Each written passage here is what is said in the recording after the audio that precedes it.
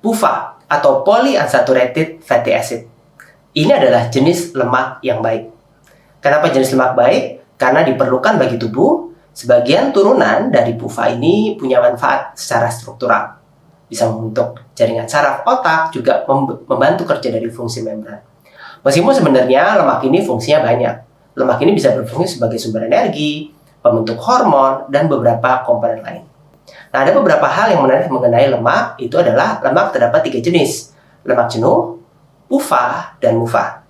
PUFA atau polyunsaturated fatty acid ini ada 2 jenis lagi. Namanya adalah omega 6 dan omega 3. Kedua jenis lemak ini punya peranan penting bagi tubuh.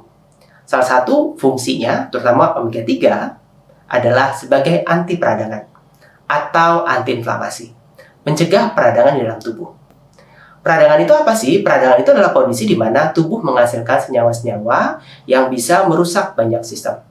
Peradangan ini misalnya terjadi akibat orang mengalami kegemukan, atau diabetes yang berkepanjangan, atau konsumsi makanan-makanan yang buruk, misalnya mengandung banyak radikal bebas, atau akibat paparan asap rokok, atau lingkungan yang kurang bersahabat, misalnya terpapar oleh asap kendaraan bermotor. Peradangan ini apabila tidak ditekan, maka bisa berdampak pada banyak penyakit.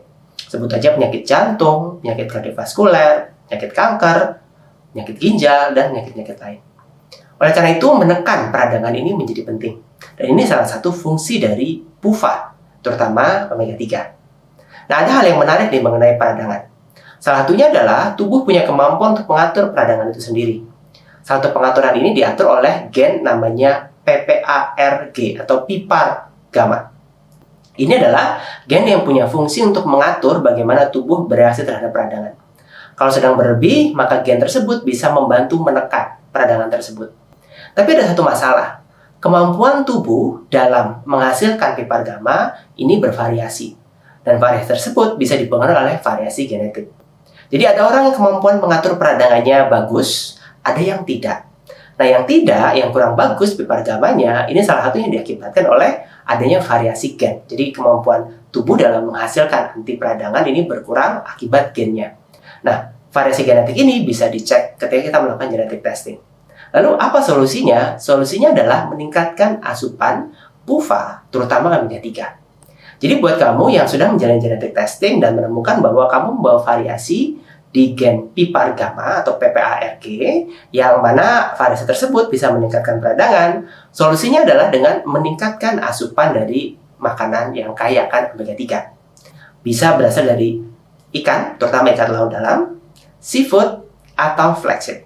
Atau mungkin kamu akan mempertimbangkan mengkonsumsi suplemen omega 3. Ini adalah salah satu alternatif bagaimana kita bisa memanfaatkan data genetic testing untuk meningkatkan kesehatan kita. Karena bisa jadi ketika kita hidup biasa aja normal, tidak mengalami masalah, tidak merasa mengalami peradangan, karena memang peradangan itu tidak terlalu terlihat, terutama dalam derajat yang rendah. Tapi apabila tidak ditangani, maka yang terjadi adalah kita mengalami peningkatan resiko penyakit tanpa kita sadari. Dan solusinya adalah meningkatkan makanan yang mampu mengatur atau menekan peradangan tersebut.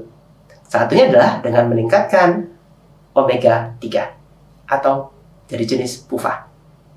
Terima kasih telah menyaksikan video ini.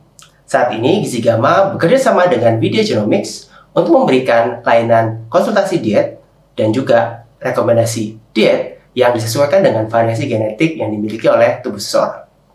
Apabila kamu tertarik menjalani pemeriksaan genetik dan mendapatkan rekomendasi mengenai zat gizi dan menu makanan yang sesuai dengan variasi genetikmu, silakan menggunakan link di kolom deskripsi.